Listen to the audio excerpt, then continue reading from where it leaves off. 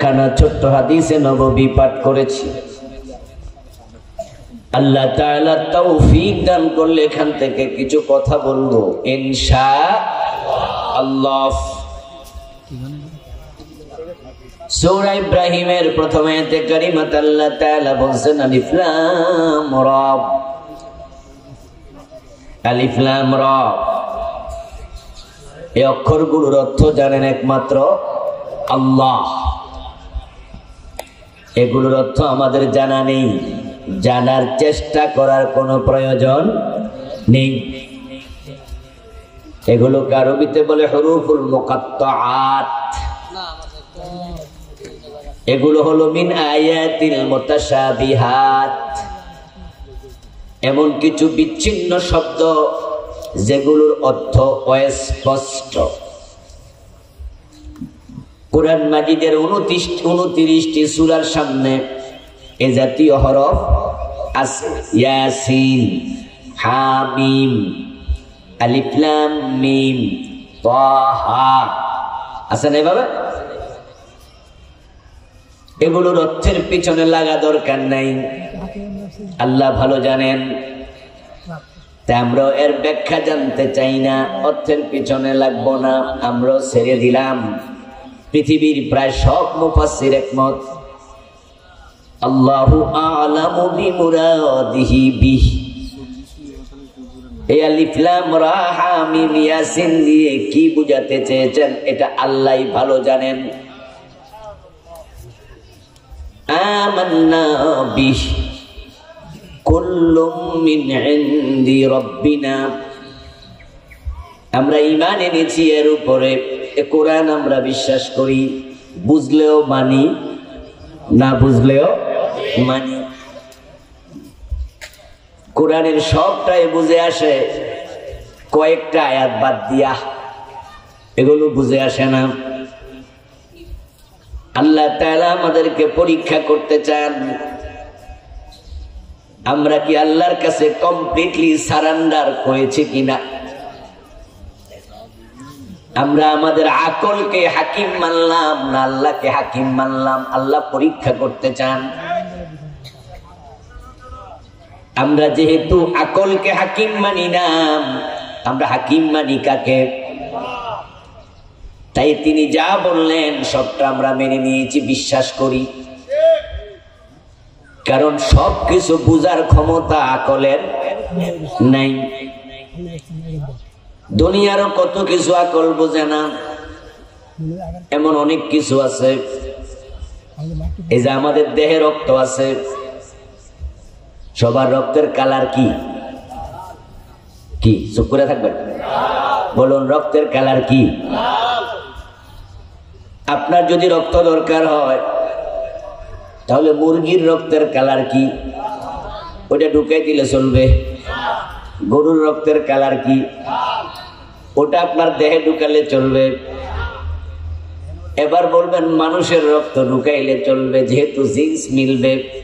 মুরগি আর মানুষ এক জাতি না, গরু আর মানুষ এক জাতি না। তাই হুজুর ওই রক্ত দিলে হবে না, মানুষের রক্ত দিতে হবে। এবার বলুন তো, মানুষের রক্ত দিবেন, আমারটা ও পজিটিভ, আপনারটা এ পজিটিভ, ওইটা দিলে চলবে? এখানেও তো চললো না। কি আশ্চর্য ব্যাপার।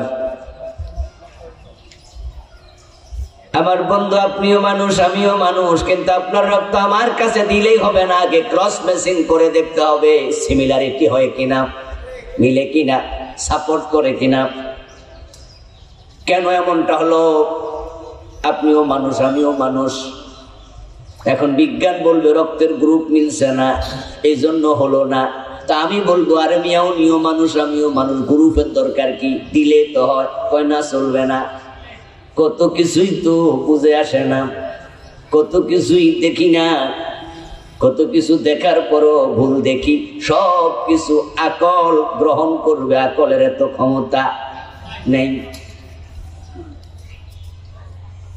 আল্লাহ তাআলা বলেন, ওয়া উতিতুম মিনাল ইলমি ইল্লা কলিলা। কেমনে বুঝবা সব? আমি তোমাদের আকলের মাঝে বুঝ এলেম দিয়েছি বড়ই সামান্য। তোমার এলেম তো বড় কম, সব কিছু তুমি কেমনে বুঝবা? বুঝতে পারবে না। তোমার চোখের পাওয়ার লিমিটেড, তোমার কানের পাওয়ার লিমিটেড, তোমার আকলের পাওয়ার লিমিটেড, সব পুরো সীমাবদ্ধ।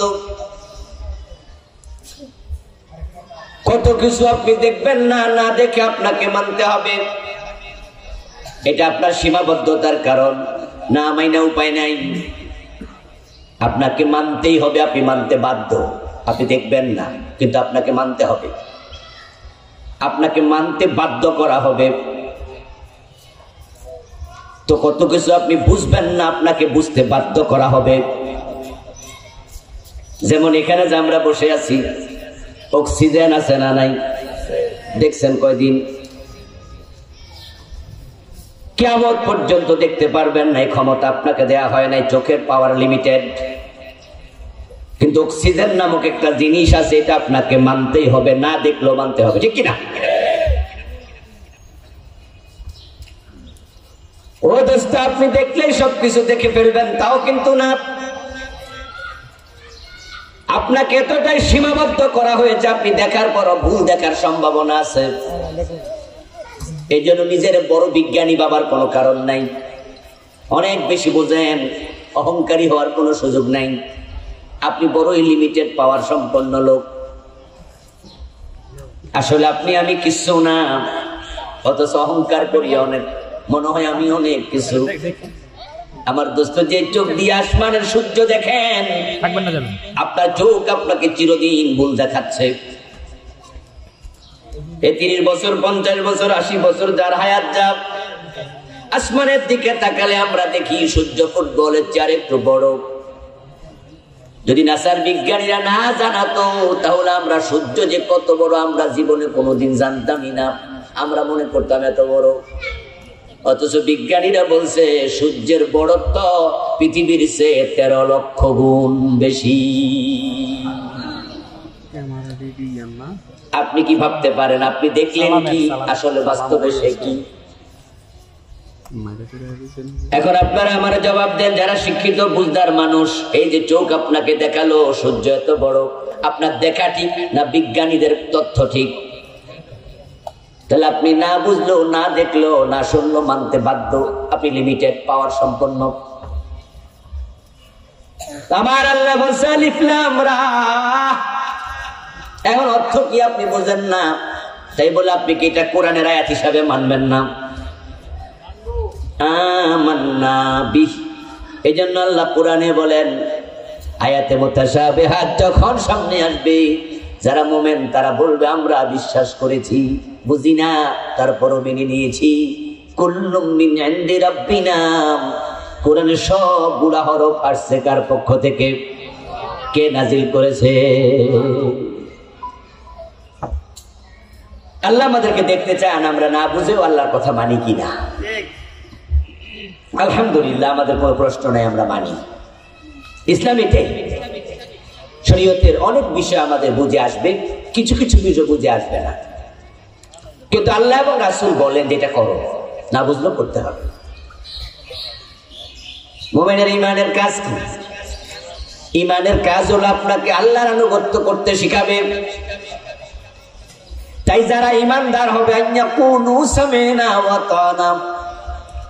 আল্লাহর পক্ষ থেকে যখন কোন নির্দেশনা আসবে, বিধান আসবে রাসূলের পক্ষ থেকে, মুমিন শুনতে দেরি, মানতে আর দেরি করবে না। মুমিনের একটাই কথা, শুনলাম আর মানলাম। বুঝলেও মানি, না বুঝলেও মানি। যেখানে পানি পাওয়া যাবে না, সেখানে নামাজ মাফ নাকি তায়াম্মুম?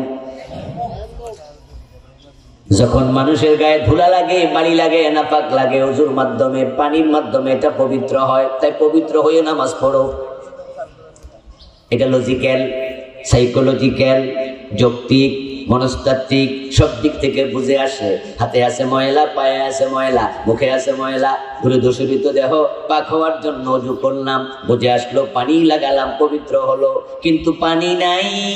এবার ইসলাম যদি বলতো পানি যেহেতু নাই, ওযু ছাড়া নামাজ পড়ো, তাহলে বুঝতাম যে পানি নাই, তাই ওযু ছাড়া নামাজ পড়ো। কিন্তু ইসলাম কয় নাম, এবার তুমি আরো কিছু ময়লা ধুলা বালি গায়ে লাগাইয়া তায়াম্মুম করো। তায়াম্মুম করলে ধুলা বালি যায় না, আরো লাগে। তো কামটা কি হলো এটা? কারণ আপনার হাতে পায়ে ধুলাবালি আছে, ওযু করলে আপনার এগুলো পাক হবে, পবিত্র হবে, চলে যাবে। নামাজ পড়ো, বুঝে আসলো, দ্যাট ইজ রাইট। তো পানি নাই, এমনি নামাজ পড়ো। কিন্তু ইসলাম কয় না, তুমি ধুলাবালি কিছু আরো গায়ের মাঝে লাগাই দাও। কি আশ্চর্য কথাবার্তা! তো রাস্তার ধুল গায়ে লাগাইলে বুঝি শরীর পবিত্র হয়? আবার আল্লাহ বলছে পানি নাই, ফাইনলাম তাজিদু মান ফাতায়াম্মামু সাঈদান তাইয়্যিবা। যদি পানি না পাও তাহলে পবিত্র মাটির দিকে মনোনিবেশ করো, তায়াম্মুম করো। আমরা কোনোদিন প্রশ্ন তুলি নাই, ওযুর মাধ্যমে ধুলাবালি যায়, এটা আমাদের বুঝে আসলো তাই মানলাম। পানি না পাইলে ধুলাবালি আরো লাগাইয়া নামাজ পড়ো, এটা বুঝে আসে না, আমরা মানলাম না। আমরা কোনোদিন বলি নাই, আমরা বরং পানি না পাইলে তায়াম্মুম করতে রাজি। কারণ মুমিন বলবে আমার আল্লাহ যা বলে বুঝলেও মানি, না বুঝলেও মানি।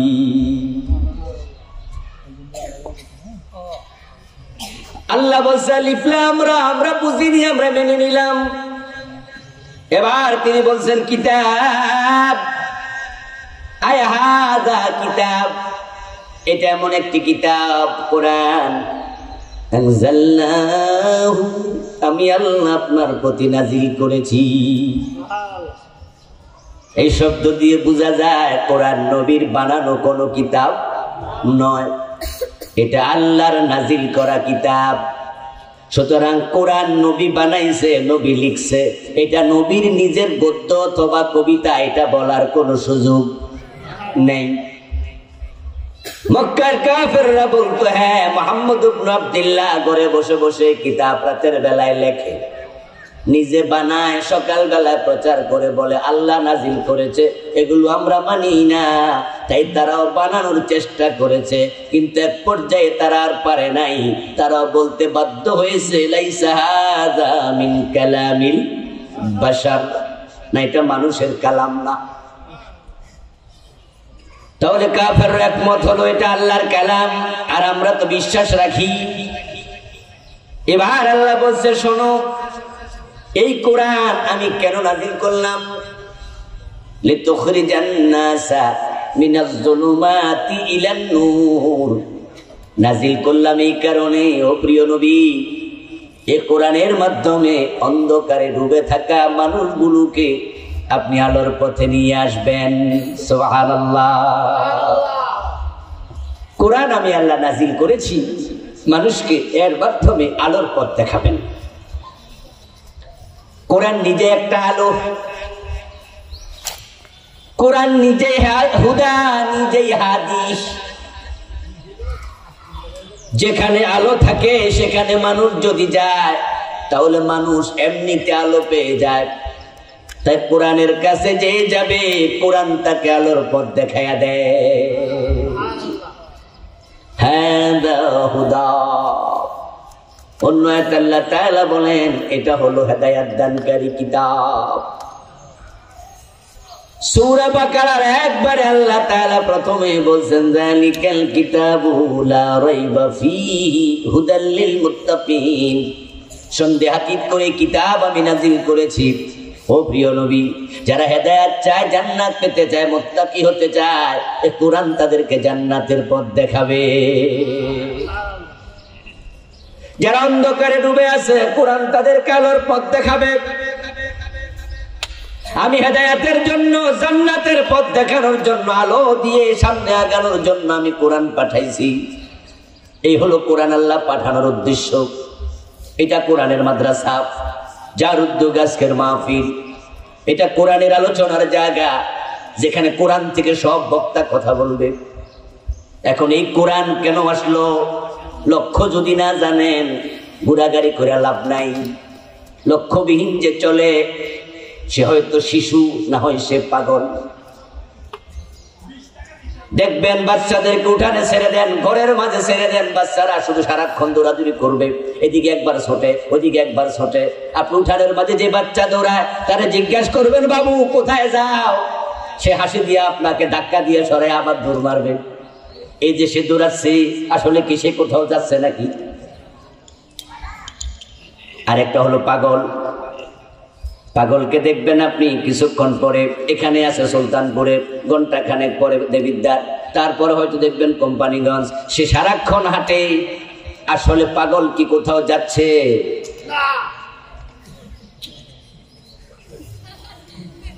আমার প্রশ্ন কি বুঝে আসে?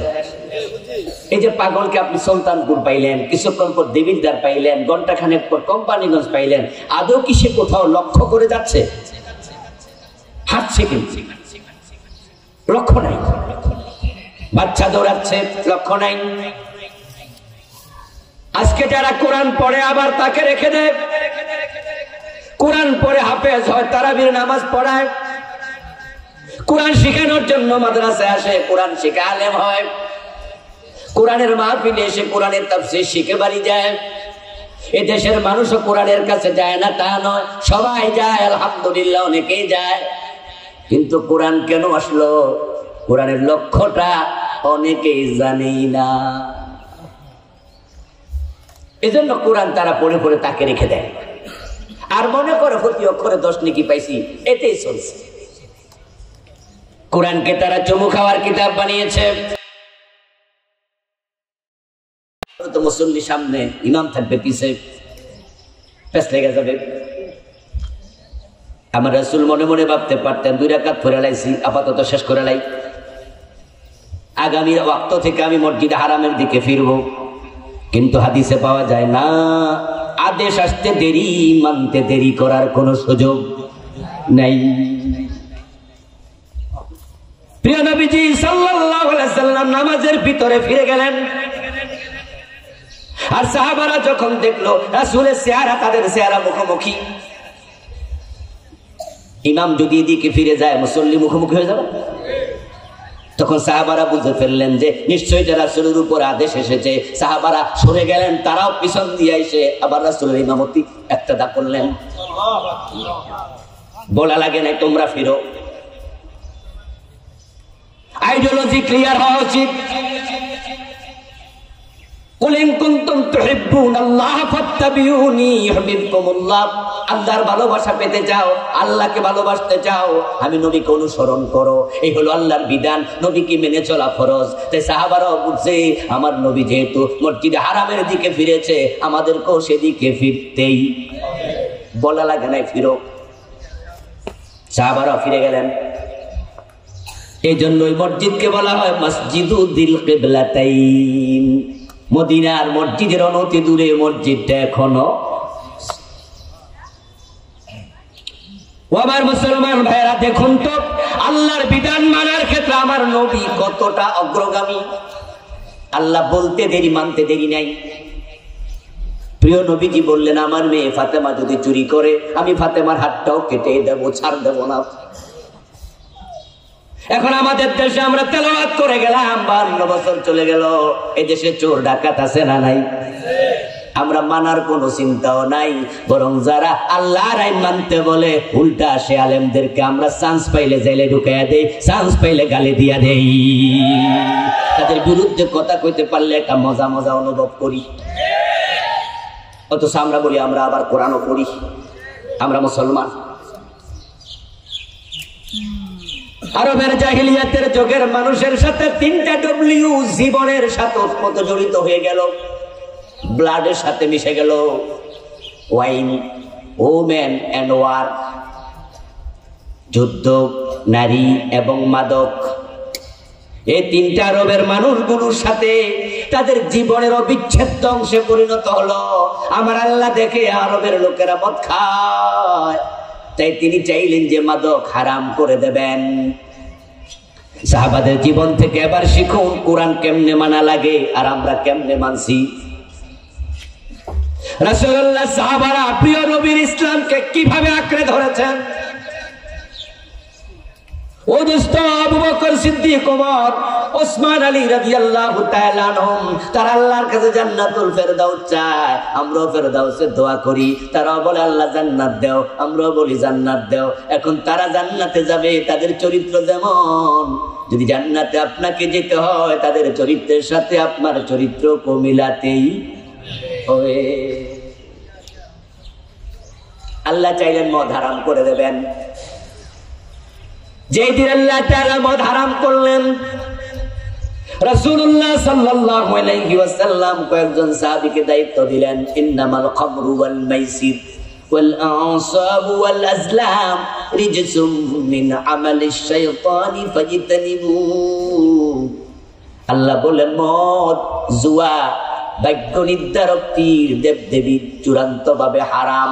ফাজতানিবু, ও মুসলমান তোমরা এগুলো ছেড়ে দাও, এগুলো সব হচ্ছে মিন আমালিশ শয়তান, এগুলো শয়তানের কাজ, এগুলো তোমাদের কাজ। আল্লাহ তাআলা যখন মদ হারাম করে আয়াত নাজিল করলেন, আজকের যুগের মতো কি সেই যুগে টেলিভিশন চ্যানেল ছিল? লোকেরা চুপ করে আছে আমি বুঝলাম। ছিল রেডিও, পত্র পত্রিকা, ফেসবুক, তো খবর প্রচার হবে কেমনে? মাদক তো হারাম। তৎকালে খবর প্রচারের মাধ্যম ছিল মানুষের মুখ। এই মুখ কাজে লাগাও, প্রচার করে দাও। রাসূলুল্লাহ হামজা রাদিয়াল্লাহু তাআলা আনহুকে ডাকলেন, আলীকে ডাকলেন, আব্বাসকে ডাকলেন, কয়েকজনকে ডেকে বললেন যাও যাও মদিনার অলিতে গলিতে ঘোষণা করো কাদ হুরমাল খামর, কাদ হুরমাল খামর। এই মাত্র মদ হারাম করা হয়েছে, মদ হারাম করা হয়েছে, মদ হারাম করা হয়েছে, এই ঘোষণা দিয়ে দাও। সাহাবায়ে কেরাম মদিনার অলিতে গলিতে দৌড়ে গেলেন, কাদ হুরমাল খামরু বলতে থাকলেন। তাফসীরে পাওয়া যায় যেদিন মদ হারাম হলো সেদিন মদিনার অলিতে গলিতে মদের বন্যা বয়ে গেছে। যাদের ঘরের মাঝে মটকায় মদ ভিজানো ছিল তারা মটকা ঢেলে দিয়েছে, জগের মাঝে মগের মাঝে মদ ছিল ফেলে দিয়েছে, হাতের মাঝে গ্লাসে মদ ছিল খাবে পান করবে, কানা আওয়াজ গেল ওই গ্লাসের মদ ফেলে দিয়েছে। কেউ কেউ খাওয়ার জন্য মদ মুখে পুরিয়েছে, গিলে নাই, কানা আওয়াজ গেছে মুখেরটা ফেলে দিয়েছে। এমনও পাওয়া যায় কেউ কই মাত্র মদ পান করেছে, কানা আওয়াজ গেল মুখের মাঝে আঙ্গুল ঢুকাইয়া পেটেরটা বমি করে দিয়েছে। এরপরে আর কোন সাহাবী মদ পান করে নাই। আমার আল্লাহর বিধান আসতে দেরি, সাহাবারা মানতে দেরি করে না।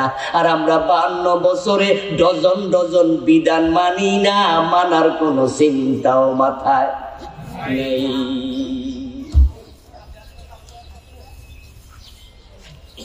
ও দোস্ত, কোরআন পড়ো, কোরআন বুঝে পর্যন্ত দায়িত্ব শেষ মনে করবা না, বরং এই কোরআন যারা গ্রহণ করেনি ছেড়ে দিয়েছে, কিয়ামতের দিন নবী মুহাম্মদুর রাসূলুল্লাহ সাল্লাল্লাহু আলাইহি ওয়াসাল্লাম আল্লাহর দরবারে তাদের বিরুদ্ধে মামলা দেবেন। রাসূলের সুপারিশ পাওয়ার জন্য মুসে তো তেল দিচ্ছেন, আল্লাহর নবী সুপারিশ করবে উম্মত হিসাবে, আর জান্নাতের মাঝখানে ঢুকে যাবেন, যাইয়ে কাঁঠাল খাবেন, তেল কষ যেন না লাগে মুসে তেল দিয়ে রেডি। অথচ কান খুলে শুনুন, যারা কোরআন গ্রহণ করেনি সুপারিশ তো দূরের কথা, উল্টা রাসূল মামলা দেবেন আল্লাহর আদালতে। আল্লাহর হাবিব সুপারিশ করবেন, কোরআনের কোথাও নাই, এটা হাদিসে পাওয়া যায়। সুপারিশের আয়াত যেগুলো সব ইজমালি, কিন্তু রাসূল সুপারিশ করবে এমন আয়াত আমার চোখে পড়েনি। ওয়ালা ইয়াশফাউনা ইল্লা লিমান ইরতাদা, ইজমালি আয়াত। ওয়ালিল্লাহি শাফাআতু জামিআ, ইজমালি আয়াত। মা যাল্লাযী ইয়াশফাউ ইনদাহু ইল্লা বিইذনি, ইজমালি আয়াত। আশ-শাফাআতু হাক্কুন, শাফাআত সত্য, কিন্তু রাসূল সুপারিশ করবেন এমন আয়াত নাই কোরআনে। তাহলে কোথায় আছে? উত্তর হলো হাদিসে। কিন্তু রাসূল মামলা করবেন এমন আয়াত আল্লাহর কোরআনেই আছে। শক্ত দলিল কি কোরআনেরটা না হাদিসেরটা? তো মামলার কথা বললেন কেন? শুধু শাফাতের জন্য বসে রয়েছেন? বাংলাদেশের কত লোক আল্লাহর নবীর মামলার আসামি হবে তার কোনো হিসাবই নাই। এই 52 বছর ধরে যারা দেশ চালাইতেছে, সবগুলা শিক্ষামন্ত্রী, সবগুলা আইনমন্ত্রী, সবগুলা প্রধানমন্ত্রী, সবগুলো প্রেসিডেন্ট আল্লাহর কাছে মামলা খাবে সবগুলো। কারণ তারা আল্লাহর কোরআনটাকে ধরে নাই। তারা চাইলে এদেশে কোরআনের আইন তারা কায়েম করতে পারত, এখনো পারে।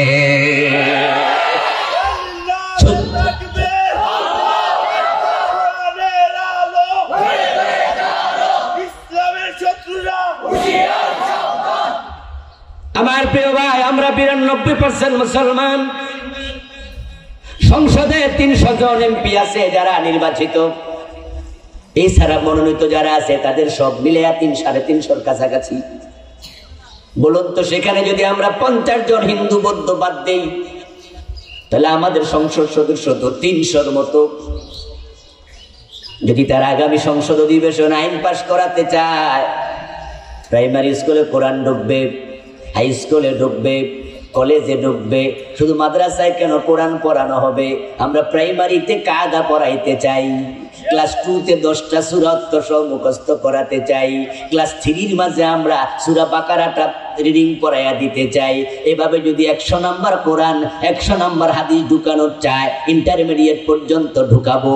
আপনারা হ্যাঁ বলুন। একবার হ্যাঁ বলে কলেজগুলোতে কোরআন ঢুকে যায়। প্রাইমারি হাই স্কুল আল্লাহর কোরআন চালু হয়ে যা। সুযোগ আছে না নাই? 52 বছরে তারা করছে। তাহলে তারা কোরআন ধরলো না কোরআন ছাড়লো? আগামী সংসদ অধিবেশনে যদি তারা চায়, চুরি করলে জেলে দেওয়া হবে না, এটা ব্রিটিশ আইন। বাংলাদেশের 52 বছর ইতিহাস বলে যত চোর জেলখানায় গেছে, জেলখানা যাইয়া হেদায়াত হইছে কয়জন? হিসাব করে দেখো। চোর জেলখানা যাইয়া ভালো হয় না, বরং চোর জেলখানা যাইয়া ডাকাইত হইয়া বের হয়। সৎসঙ্গে স্বর্গবাস, অসৎসঙ্গে সর্বনাশ। এলাকা ছাগল চোর জেলখানায় যায়, সেখানে যাওয়ার পরে জেলখানা যায় দেখা হয় কাদের সাথে? বড় বড় মশওয়ালা, ডোরা কাটা গেঞ্জি গায়ে দিয়ে হাঁটে। 18 বছর জেল, 15 বছর জেল, যাবজ্জীবন কদি আছে না? ওরা কিন্তু জেলখানার মাঝে আবার তারা লিডার, মাস্তান। যাদের জেল অনেকদিন জেল হয়ে যায়, কয়েদি যারা, তারা জেলখানার কি হয়? মাস্তান, লিডার। সাধারণ যারা জেলখানার কয়েদি, যারা হাজতি, ওরা হেরা সালা। এখন নতুন ছাগল চোর ঢুকছে। ওই মশলা দোরা কাটা গেঞ্জি গায়ে বেড়াই সাজি গায়ে, কিরে কবে আইসস? ছাগল চোর তোলা যুগ ভঙ্গিতে বলে, বস গতকাল ঢুকছি। কি মামলা? শর্মে কয় না, কেমনে কয়? কমু না, থাপ্পর খাইবি, চিনস? কই ছাগল চুরি করছি। জেলে আইবি, বালা কিছু করে আইতি, তোদের কারণে জেলখানার বদনামি। এখন ছাগল চোর কব, আপনি কি মামলা করছে? আসামি কি কাম করছেন? বেড়ারে ব্যাংক ডাকাতি করতে গেছি, কপাল বড় খারাপ, ধরা খাইছি, না হয় এক রাইতে কোটিপতি। ছাগল চোর এবার মনে মনে ভাবে, 10 বছর ছাগল চুরি করে তো 10 লাখ টাকা পাওয়া যায় না, এক রাইতে নাকি কোটিপতি। স্যার কেমনে করছেন একটু শিখাইবেননি? কয় মাস? 6 মাসের জেল থাকিস, শিখাই দিবনি। সঙ্গীর গুণ পশিয়াছে মম মাঝে গো, নইলে কাদায় সুবাস কি এত পাইতে। আদর দোকানে গেলে আতর দোকানের পাশ দিয়া হাইটা গেল সুগন্ধ মিলে, আর সটকি দোকানের পাশ দিয়া গেল সটকির দুর্গন্ধ পাওয়া যায়। ওই 6 মাস ওই ব্যাংক ডাকাত, গাড়ি ডাকাত, খুনি, দর্শক, ওদের সাথে থাইকা ছাগল চোরকে আল্লাহর ওলি হইব? আরো খারাপ। আমাদের নেতারা যদি মনে করে ব্রিটিশ আইন আমরা মানব না, দরকার নাই, আমরা কোরআনের আইনে হাত কেটে দিতে চাই। আমার দোস্ত, আল্লাহর আইন এত সুন্দর, আল্লাহর কোরআনের বিধান এত দারুণ। আপনি একটু ভাবেন তো, যে 6 মাস জেল দিলেন ছাগল চোররে ধইরা, এই 6 মাস কি জেলখানায় বেড়া ভাত খায় নাই? কথা বলেন না ভাইরা? চাইলের টাকা দিছে নাকি? ও বেটা কি কারেন্টের আলো ভোগ করে নাই? বিদ্যুৎ বিল দিছে? বেটা কি পানির সেবা গ্রহণ করে নাই? ওয়াসার বিল দিছে? তো বেটা চুরিতে চুরি করলো, 6 মাস আরো মাগনা খাইলো। এখন আমার প্রশ্নের উত্তর দেন, এই টাকাটি কোত্থেকে আসলো? এটি কি আপনার আমার পেটের টাকা, আপনার আমার করের টাকা নয় কি? সরকারের বুদ্ধি যে কত কম, হাঁটুর তলায় বুদ্ধি। এ বেটা চুরিতে চুরি করলো, বেড়ারা নিয়ে 6 মাস মাগনা খাওয়াই আমাদের টাকা দিয়ে। আশ্চর্য তো। আর ইসলাম কত সুন্দর, কিসের হেরে মাগনা খাওয়ামো? ধরে হাতটা কেটে দাও। আর চোর ধরে হাত কেটে দিলে হাত কাটা চোর দেখে হাজার হাজার চোর চুরি ছেড়ে দেবে।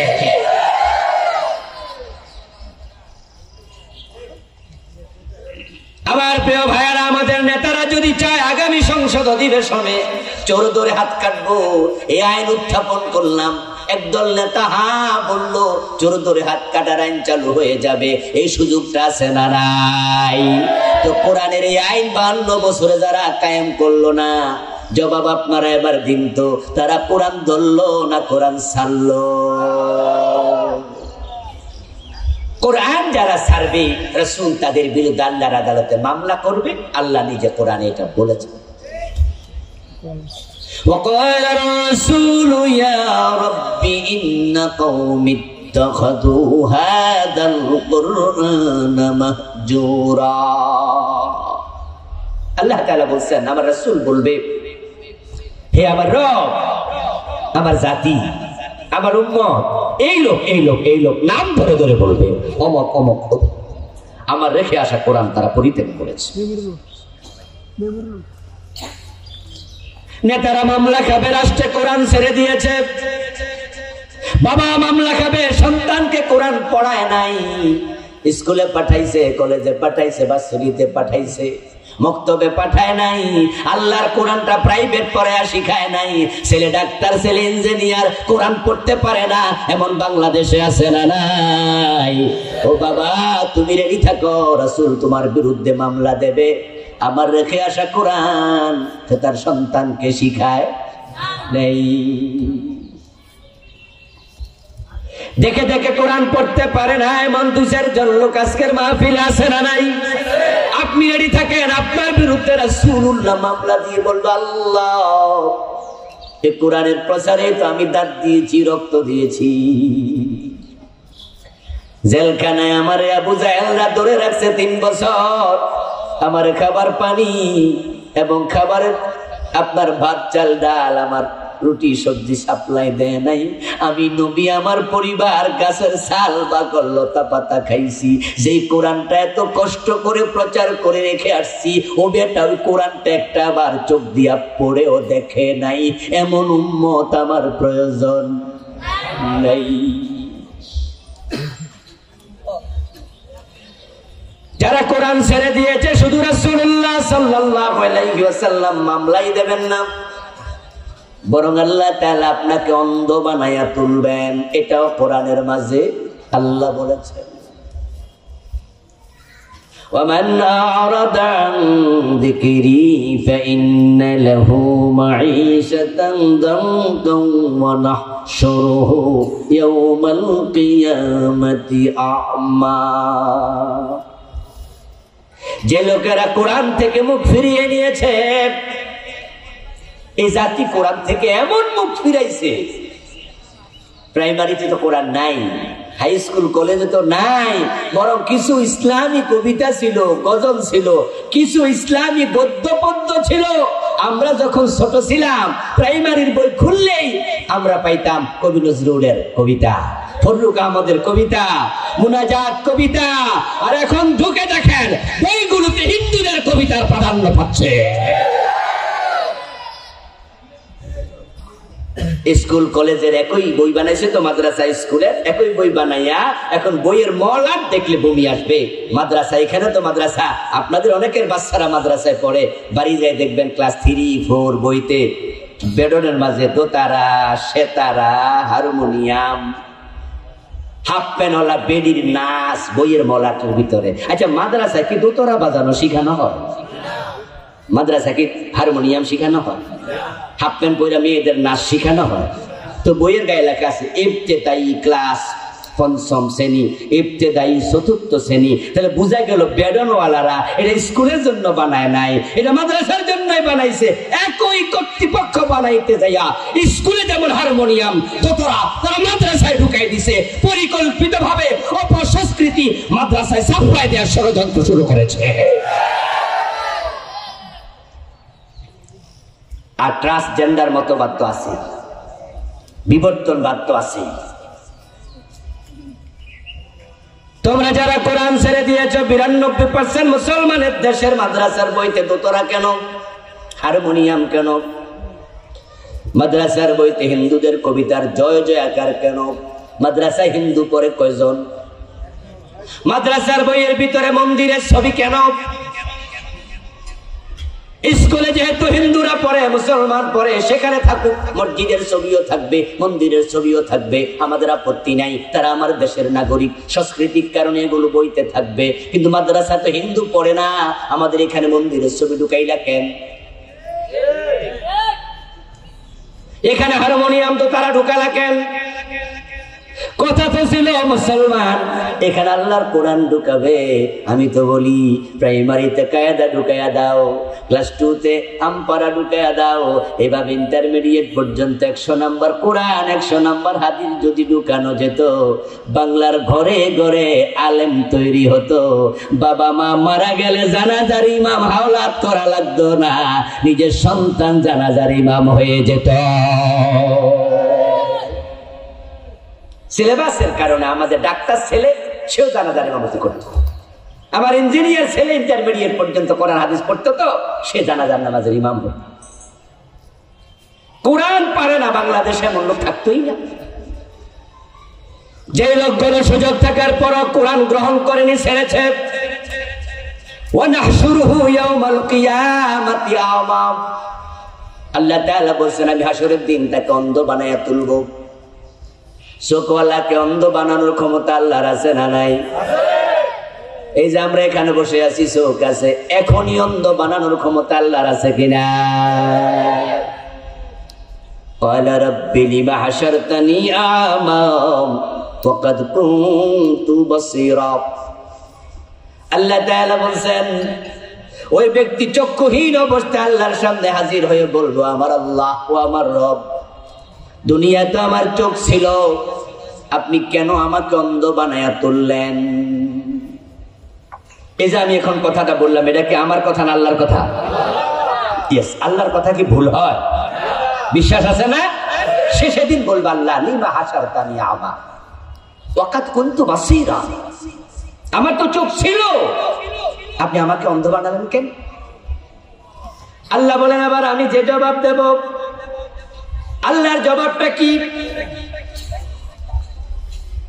وَكَذَلِكَ أَتَتْكَ آيَاتُنَا فَنَسِيتَهَا كَذَلِكَ أَتَتْكَ آيَاتُنَا فَنَسِيتَهَا وَكَذَلِكَ الْيَوْمَ تُنسَى। আল্লাহ তাআলা বলবেন ও মিয়া, তোমার কাছে আমার আয়াত দিয়েছিল, আমার আয়াত দিয়েছিল, কোরআনের আয়াত দিয়েছিল, আমি কোরআন কিন্তু পাঠাইছি, আমার রাসূল তোমাদের কাছে কোরআন পৌঁছিয়েছে। রাসূল কি পৌঁছান নাই? লুকাইছে? লুকায় নাই, লুকায় নাই। আমরা লুকাই, আমরা লুকাই, আমরা হুজুররা লুকাই। রাসূল একটা শব্দ লুকান নাই। 30 বছর ওয়াজ করে, নামাজের ওয়াজ করেছে, রোজার ওয়াজ করেছে, হজের ওয়াজ করেছে, যাকাতের ওয়াজ করেছে, হালালের ওয়াজ করেছে, পর্দার ওয়াজ করেছে, জিহাদের ওয়াজ করে নাই এমন হুজুর আছে না নাই? পীর হইয়া লাখ লাখ মুরিদ বানাইছে, সব ওয়াজ করছে, দিন যে কায়েম করা লাগবে, আল্লাহর আইন লাগবে, এই ওয়াজ করে নাই এমন পীর সাহেব আছে না নাই? ওইগুলা কি লুকায় নাই? আল্লাহর কোরআনের মাঝে নামাজ যেমন আছে, রোজা যেমন আছে, জিহাদের কথা আছে না নাই? আল্লাহর আইন লাগবে, এটা আছে না নাই? তোমরা লুকাইলা কেন? অধিক ওয়াজ করলা কেন?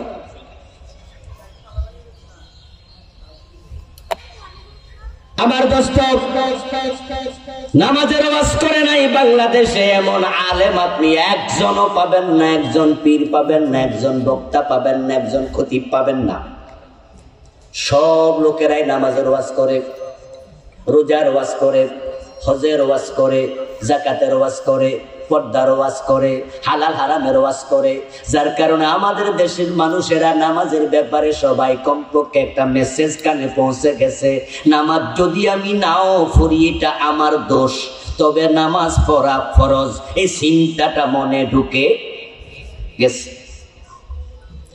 যদি আল্লাহর দ্বীন কায়েম করা লাগবে এই ওয়াজটা সব হুজুর বলতো, তাহলে এটাও মনের ভিতরে ঢুকতো যে আল্লাহর দ্বীন কায়েম করা ফরজ। বেনামাজি যেমন নামাজের ওয়াজ করলে হুজুরের বিরুদ্ধে কথা বলে না, আল্লাহর দ্বীন কায়েম করা ফরজ এটা যদি জানা থাকতো, যারা আল্লাহর দ্বীন কায়েম করে নাই তারাও কমপক্ষে আলেমদের বিরুদ্ধে কথা বলতো না।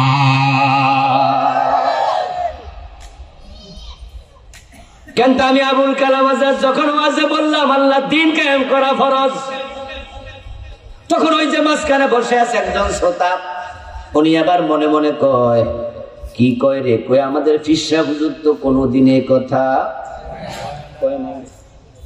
তাইলে মনে হয় আবুল কালাম আজাদ এই ফোলাটা ফাও কথা কইতাছে, কারণ আমাদের ফিসা হুজুর কত বড় আলেম, এ তুলনা তো এ বেটা কথা কি বোঝেন? কারণ ওই যে আমি যে বলছি বিশ্বাস করতেছে না, কয় না না উনি মনে রাজনীতি ফাজনীতি করতেছে। কারণ যদি দ্বীন কায়েম লাগবে, জিহাদ লাগবে, আল্লাহর আইন লাগবে, উনি যেভাবে বলতেছে, কই আমাদের হুজুর তো জীবনও। তোমাদের যে আলেমদের কারণে মানুষের কাছে ইসলামের পূর্ণাঙ্গ মেসেজ যায় না, তুমি কোরআনের এলেম লুকানোর অপরাধে আখিরাতে তুমিও মামলা খাবে।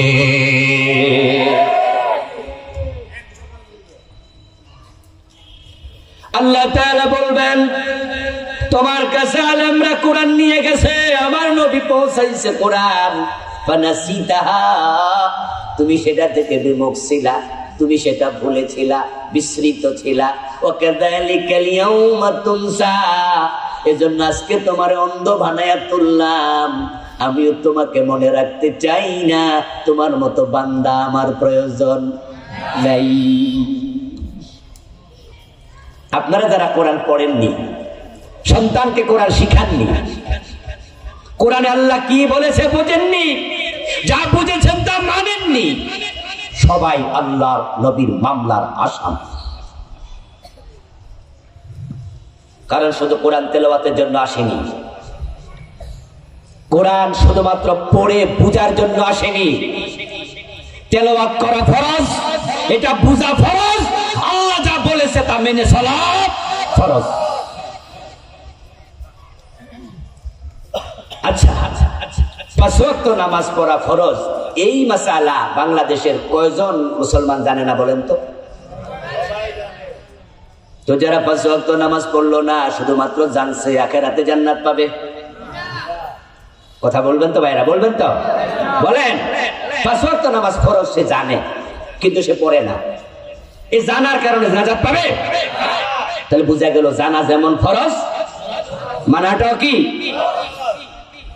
তো জানলেন কোরআনে আছে আল্লাহ দ্বীন ছাড়া কারো, আল্লাহর আইন ছাড়া কারো আইন চলবে না। ইনিল হুকমু ইল্লা লিল্লাহ, আলা লাহুল খালকু ওয়াল আমর। সাবধান, সৃষ্টি যার, আইন চলবে শুধুই তার। এটা আইনের কিতাব, এটা আইনের কিতাব, এটা তেলাওয়াত করে তাকে রাখার কিতাব না।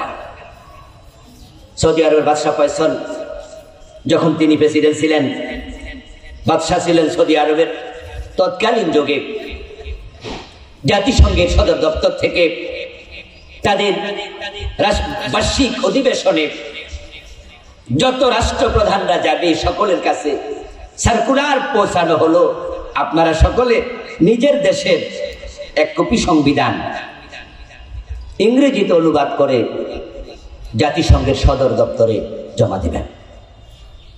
যেহেতু এটা তামাম পৃথিবীর সব দেশের অফিস, জাতিসংঘটা কি যত রাষ্ট্র আছে পৃথিবীর, যারা ওর সদস্য সবার সেখানে সমান কন্ট্রিবিউশন, সবার অফিসে, সদর দপ্তর। তো সব দেশের এক কপি করে সংবিধান আমাদের এখানে জমা দেন। সৌদি বাদশাহ আসার সময় এক কপি পবিত্র কোরআন ইংরেজিতে নিয়ে গেলেন। তোরা সেক্রেটারি জাতিসংঘের সদর দপ্তরে ওই কপি জমা দিল। রিসিভার, যিনি রিসিভ করছেন, তিনি দেখলেন লেখা উপরে দি হোলি কোরআন। তখন তিনি নাকি বললেন যে, এক্সকিউজ মি, মাফ করবেন, আমরা আপনাদের কাছে আপনাদের ধর্মগ্রন্থ চাইনি,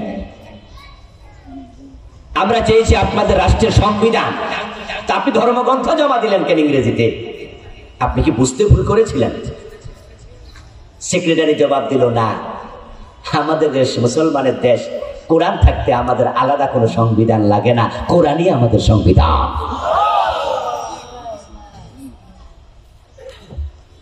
আমার প্রিয় ভাইরা, রাসূলুল্লাহ সাল্লাল্লাহু আলাইহি ওয়াসাল্লামের বয়স যখন 17, তাগড়া যুবক মুহাম্মদ ইবনে আব্দুল্লাহ ডানে বামে সামনে পিছে তাকায়া দেখেন তামাম আরব অন্ধকারে ডুবে আছে। আল্লাহর নবী ভাবলেন যে মানুষগুলোকে অন্ধকারে ডুবে থাকতে দেয়া যায় না, তাই তিনি সমবয়সী যুবকদেরকে সাথে নিয়ে একটি সংগঠন বানালেন, নাম দিলেন হেল্পফুল ফজল। ওই সংগঠন বানায়া যুবকদেরকে সাথে নিয়ে প্রিয় নবী অন্ধকার থেকে মানুষকে আলোর পথে ডাকলেন।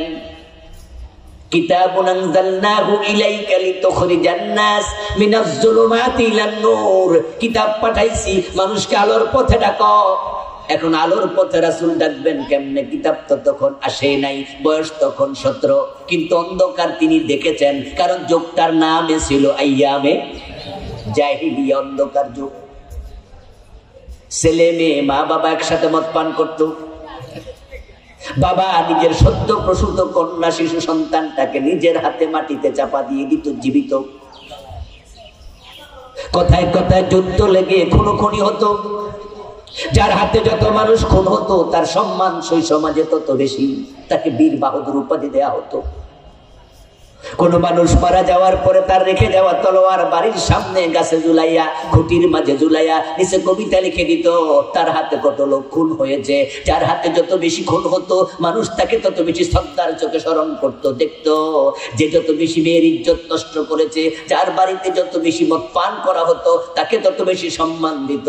ওই মানুষগুলো সবাই এতটাই নিচে নেমেছিল, কোন সুন্দরী নিজের বাড়ি থেকে কয়েক মাইল যদি দিনের বেলাও হেঁটে যেত, রাস্তায় 1-2 বার দর্শিতা হতো। স্বর্ণ অলংকার কেড়ে নিত, কোলে বাচ্চা থাকলে বাচ্চা কেড়ে নিয়ে তারা মেলায় বিভিন্ন বাজারে দাস বানাইয়া বিক্রি। ইজ্জতের নিরাপত্তা নাই, সম্পদের নিরাপত্তা নাই, জীবনের নিরাপত্তা নাই, কুলের বাচ্চার নিরাপত্তা নাই। মানুষগুলো নিচে নামতে নামতে এতটাই নিচে নেমেছিল, তামাম দুনিয়ার সব মানুষ বলে যুগটাই খারাপ, বর্বরতার যুগ, অজ্ঞতার যুগ, অন্ধকার যুগ। হতে পারে এতটাই নিচে নেমেছে যার নিচে নামার কোনো জায়গা অবশিষ্ট ছিল না। হতে পারে ইবলিস পর্যন্ত আশ্চর্য হয়ে বলতো, এত নিচে নামলি কেমনে? আমি ইবলিস হতো নামতে। রাসূল 17 বছর বয়সে সংগঠন বানালেন, মানুষদেরকে ডাকলেন, চুরি ডাকাতি রাহাজানি চিন্তায় মদ পান খুন দর্শন অপহরণ যুদ্ধ ছেড়ে দাও। ডাকতে ডাকতে বয়স হয়ে গেল রাসূলের 40, চলে গেল 23 বছর। পিছনে ফিরে তাকায় দেখেন একজন চোর চুরি ছাড়ে নাই, কোন ডাকাত ডাকাতি ছাড়ে নাই, কেউ ভালো হয় নাই। আমার রাসূল এবার ধ্যানমগ্ন হলেন হেরা গুহায়। কারণ যখন মানুষ হেরে যায়, যখন মানুষ ব্যর্থ হয়, যারা খারাপ দুর্বল চিত্তের মানুষ, যারা হতাশ মানুষ, তারা কাম ছেড়ে দেয়। আর যারা বুদ্ধিমান তারা আবার নতুন করে পরিকল্পনা হাতে নেয়। কারণ তারা জানে একবার না পারিলে দেখো 100বার বিজয় একবার না একবার হাতে ধরা দেবেই। আমার প্রিয় নবী যখন দেখলেন 23 বছরের প্রচেষ্টার রেজাল্ট ছিল, তিনি গাড়ে হেরায় গিয়ে বসলেন, ধ্যান করছেন, ভাবছেন। একটি বিখ্যাত আরবি প্রবাদ আছে, সাইয়ু মিন্না ওয়াল ইতমামু মিনাল্লাহ। চেষ্টা করার মালিক আমরা, সফলতা দেওয়ার মালিক কে? আমার রাসূল ভাবছেন কেমনে কি হবে? 23টা বছর তো ডাকলাম, কাজ তো হলো না। আল্লাহ তাআলা আমার রাসূলের অন্তরের দিকে তাকায়া দেখে আমার নবী তো আমার পথে আগানোর জন্য বড় চিন্তা করছে, ভাবছে। আল্লাযীনা জাহাদু ফীনা লানাহদিয়ান্নাহুম সুবুলানা। কোরআনে আল্লাহ তাআলা বলেন, যারা আমার পথে চলতে চায়, প্রচেষ্টা চালায়, আমি আল্লাহ নিজ থেকে তাকে পথ দেখায়া দেই।